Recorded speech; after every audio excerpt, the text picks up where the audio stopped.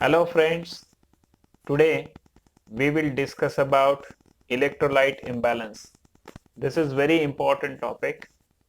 First, we will discuss about hypokalemia. What is the definition of hypokalemia? Very simple definition. When level of potassium in serum is less than 3.5 millieq per liter, then this condition is termed as hypokalemia. Now friends, we will see the causes of hypokalemia. First important cause is inadequate intake. When potassium level in diet is very less, and also when due to certain conditions, clinical conditions, when patient cannot take adequate food, in that condition also the consumption of potassium through diet is very less, and as a result of that there may be depletion of potassium in serum.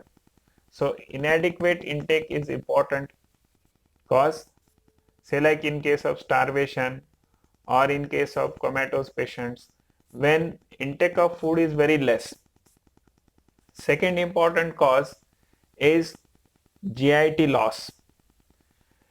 Due to certain conditions, when potassium is lost through gastrointestinal tract, especially in case of vomitings, when patient is having profuse vomiting and several episodes of vomiting, then patient may demonstrate loss of large amount of potassium from serum and patient can develop hypokalemia.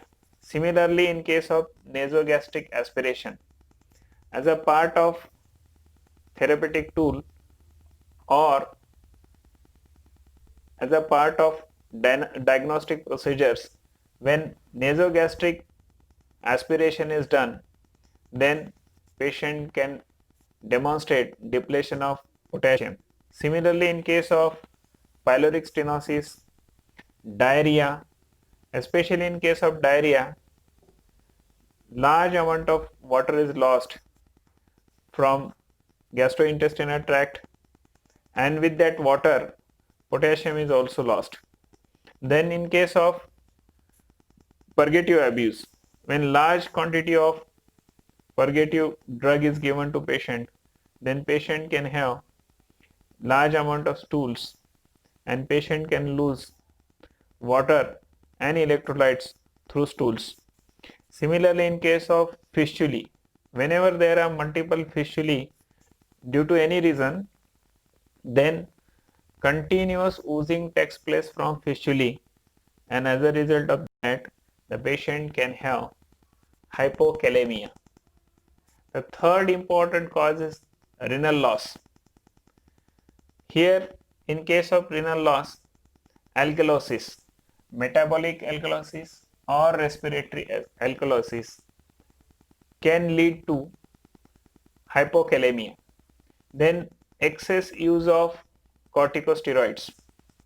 In case of primary aldosteronism and secondary aldosteronism, then in case of Cushing syndrome or adrenogenital syndromes, also in case of ectopic ACTH, when excess corticosteroid is there in the blood, then the patient can lose large amount of serum potassium and patient can develop hypokalemia. Similarly, in some cases where there is glomerular filtration defect, certain conditions when they affect the filtration at the level of glomerular, then patient can develop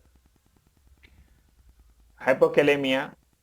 In case of renal tubular disorders like renal tubular acidosis and acute leukemia. And fourth important cause is intracellular shift, especially in case of high dose insulin therapy and acute alkalosis. So friends, these are the prominent causes of hypokalemia. We will see the clinical features of hypokalemia. They are also divided in 4 different types. First, neuromuscular features, where patient demonstrates asthenia, sluggish reflexes, and painful muscle cramps. There are also some cardiac features like conduction defects are developed, and as a result of that, PR interval becomes prolonged and QRS becomes widened. T wave is inverted and sagging ST pattern is seen in ECG. So these are some cardiac features. And if we see renal features, in acute case, oliguria is seen, and in chronic case, polyuria and thirst, these are the presenting features. And in case of endocrine system, it may cause inhibition of insulin release. So these are the clinical features in case of hypokalemia. How we treat the case? When patient comes with hypokalemia, then first we have to diagnose the case and find out the causes of hypokalemia. And in most of the cases, oral administration of potassium can help. Sometimes parenteral administration is needed. When we infuse potassium through IV, then it must be around 20 milliequi per hour. But when we infuse potassium, then we must think about some important diseases. In case of metabolic alkalosis, potassium chloride replacement must be done. In case of diabetic ketoacidosis, potassium and phosphate must be given. And also in case of primary hyperaldosteronism, potassium is given but salt must be restricted.